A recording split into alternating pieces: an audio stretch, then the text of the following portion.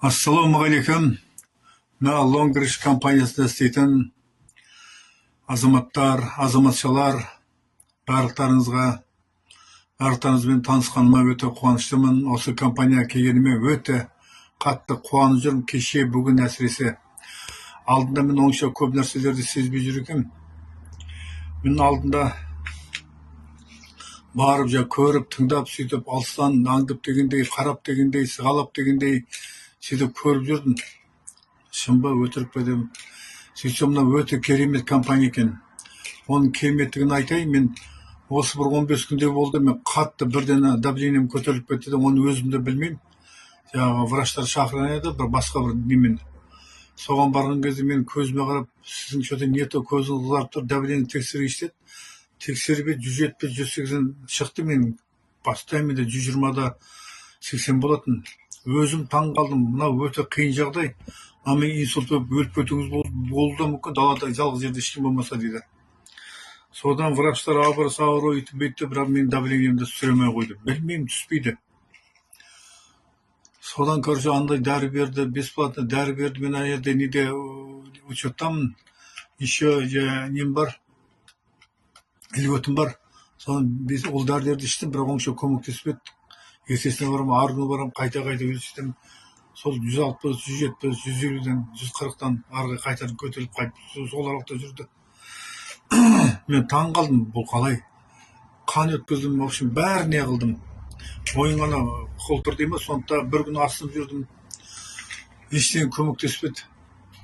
Содан мен алдың күні, осы неге Лонгришке барған кезде Айгүл қарындасымды көрдім. Сол қарындас айттым, өзіне басым ауырды, давлением көтеріп деп. Содан мен қалай не болуға болады дегенде сұрадым. Сонда өткенде сен болмап бедің, осындай жақсы не болған еді. Сағат таңертең өткіздік деді, давление туралы айтылды деді. Өте жақсы, керемет бір врач. Мен болған жоқпын, онда отыр деп қағазға сызып тұрып, бүкіл менің капиллярдағы 80%-ке дейінгі қан тамырларының, шаштың жұқалығындай сондай нәрсеге, конечно, тромбы болады. Оны біз білмейміз, қай жерде қандай болып жатқан. Сол үшін мына дәріні алып іш деді мінекей. Натто деген дәріні. Соны естігенде қатты неғып кеттім. Сендім бір жағынан. Айтқанына өте убедительно, әрбір несін түсіндіріп маған айтып, қағазға сызып тұрып көрсеткен кезде көзім ашылды. Мен алам дедім. Әшер қалтамдағы ақшам бәрін жинап әйтеуір алдым. Міне бүгін үшінші күн ішіп жатырмын да, бірінші ішкен кезде мен кешке жатып қалдым да, таңертең онша түсіне қоймадым. Таңертең бірақ жеңілдеу тұрдым. Екінші іштім. Кеше түстен бері керемет, мен көзім ашылып, рахаттанып, жаным жадырап, қуанып, секіріп, күліп, қуанып жүрмін. Жоқ, мына басымда бітейіп давить етіп тұратын нәрселер бәрі жоқ. Қай жерге тікмеймін, айтқаным бәрі рас екен мінекей. Бар болғаны 5-ақ таблетка іштім міне. Қандай результат болып жатыр менде.